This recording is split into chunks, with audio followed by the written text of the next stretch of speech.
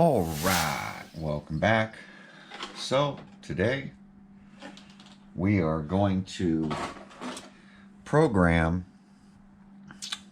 the XLX2. So I'm going to show you how I set this thing up. First thing I got to do is remove this receiver box cover again.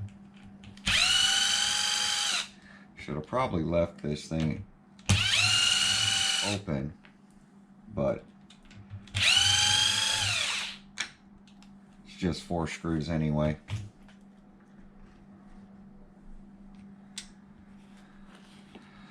So once we go ahead and do that, we're going to go ahead and pull out channel number 2. I normally run a jumper and then run it out of the box so I don't have to keep opening it. Now on this, on the Castle link, this is a free Castle link. Whenever you buy Castle system, you just have to mail in the card or go online and log into the card, and they'll go ahead and send this Castle link. So I'm going to cover up the code, but here's your free Castle link that comes with every Castle system, which is this little piece here, and you'll be able to get data and watch and do everything. Now it has a plus or minus, a plus, and then your signal. So just follow that. Brown is your ground. So once you plug it in, it will go green, and then the Castle link itself should recognize what ESC it is. And as you see, big XLX2 is here. So this is under the about.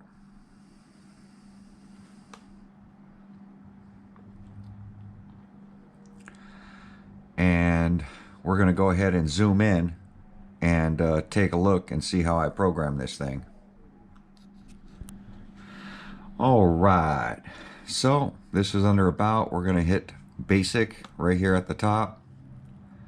So here's your cutoff voltage. It says auto lipo cutoff. We're going to click on this. We're going to go to no cutoff. Because we're only doing one run at a time, you don't want it to cut off. Reverse type with reverse, so you can eliminate reverse if you want. Here's BEC voltage, 5.5. You can up this if you want, if you have a good servo. Right now, we don't have a decent servo in there, so I'm going to leave this thing at 5.5. Here's your brake amount, 50%. I suggest either in here or in your remote to go ahead and lower your brake amount. I'm going to leave it here at 50% because in my Futaba controller, I am going to adjust my brake amount. Drag brake. We don't need a drag brake on this.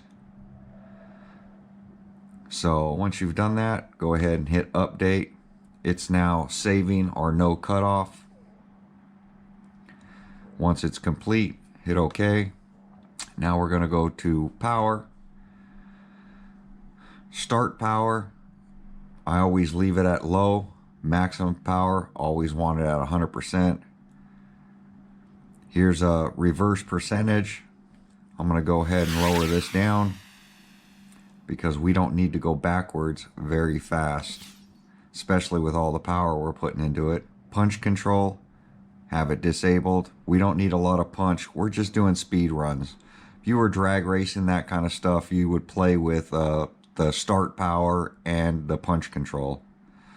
You can do a perform motor test, which will optimize your data. It's always something good to do. You have to basically take the pinion gear off of it and it's going to see what motor's in there. But here's our advanced settings. Arming time, 1.5 seconds. That's fine.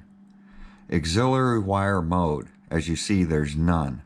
And that's why I removed that wire.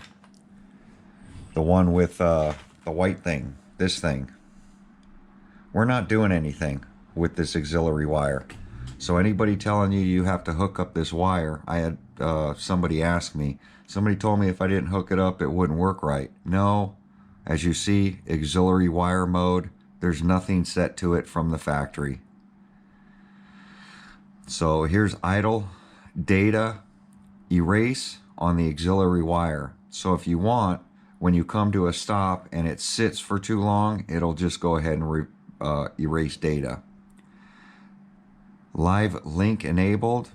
I don't have anything hooked to my phone. That's also part of that auxiliary wire. Disabled. I don't need it. Throttle deadband. This is what, when we calibrated our Futaba, here's our reverse, here's our neutral, and here's our full forward. These are the settings that the XLX2 saw when we calibrated it. So that's what a Futaba runs.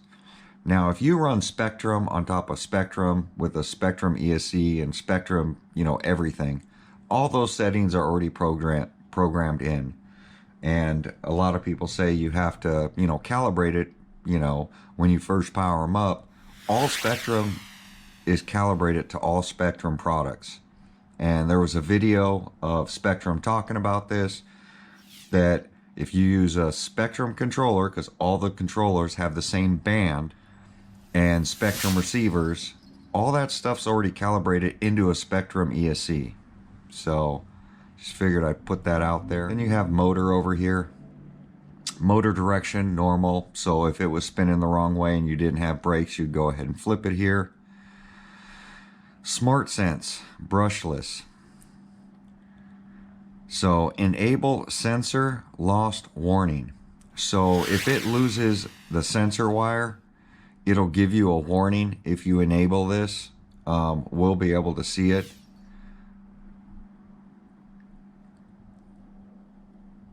So I'm going to go ahead and turn on enable sensor lost warning. Here's your motor timing, sensorless motor timing. Motor temperature cutoff is disabled. So we're going to go ahead and hit update. Anytime I make changes on one screen, I go ahead and update it. Okay, here's your logging. Here's what we're logging. All this stuff here is enabled. BEC voltage, motor temperature, auxiliary wire mode. We don't need that one in there. Motor RPM, controller mode, controller temperature, battery current, battery ripple, battery voltage. Those are all good. It samples every 5 samples.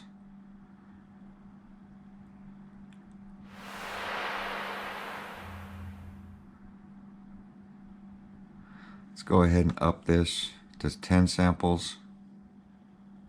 Here's your data that it's from me testing, calibrating it.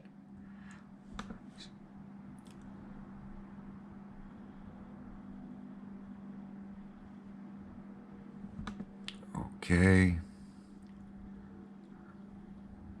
So we can take a look at the runtime I've had on it. It already data logged it. We're going to clear this out.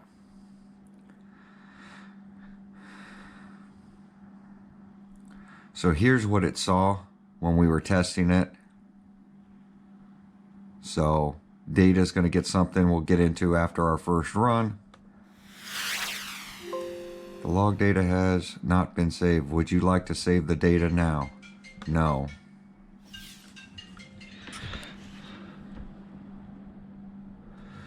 All right. Let's see. Now there is a data log. I want to clear the data log. See, automatic data reset disabled. I changed this because if I accidentally, at 90%, I want it to automatically reset the data. So that way it never fills up, because if you do 100%, it'll save it, and every time you come back, you'll have to hook up and clear it out, or your data log will fill up.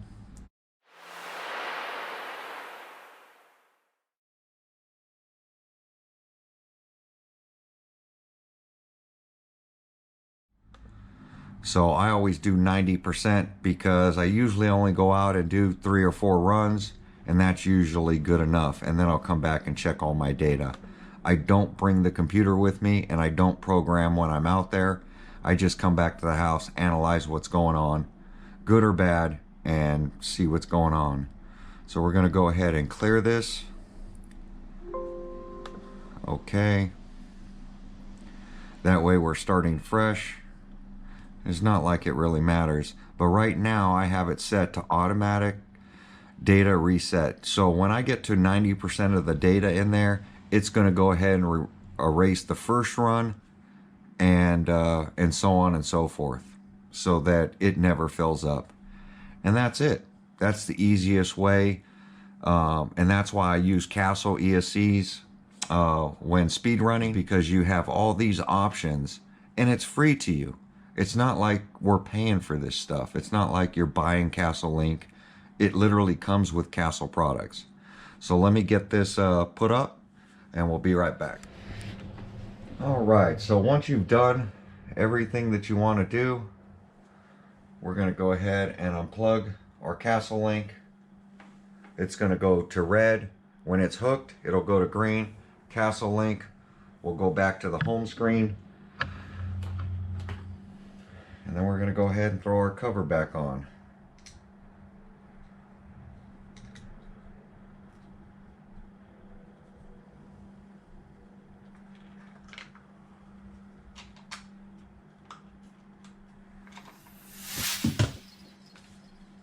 Should have taken the screw out.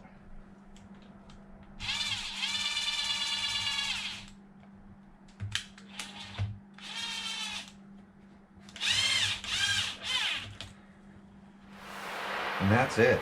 It's as simple as that.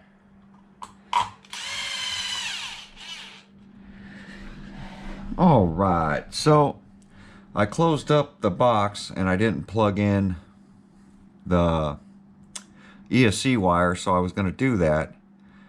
And then I realized that under this sampling, see here, I went to 10 samples. If you're unsure of what things are, just go ahead and hit the question mark. 10 samples a second records ESC data 10 times per second every 1 second. 5 sampling, it records ESC data 5 times per second every 0.2 seconds. So this is 0.1 second. And then 2 samples records ESC data twice per second every 0.5 seconds.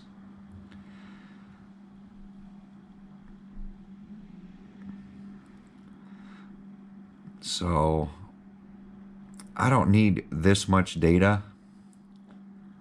So we're going to go ahead and close this out because that's going to fill up really fast. So I'm going to switch this back to the standard 5. Hit update.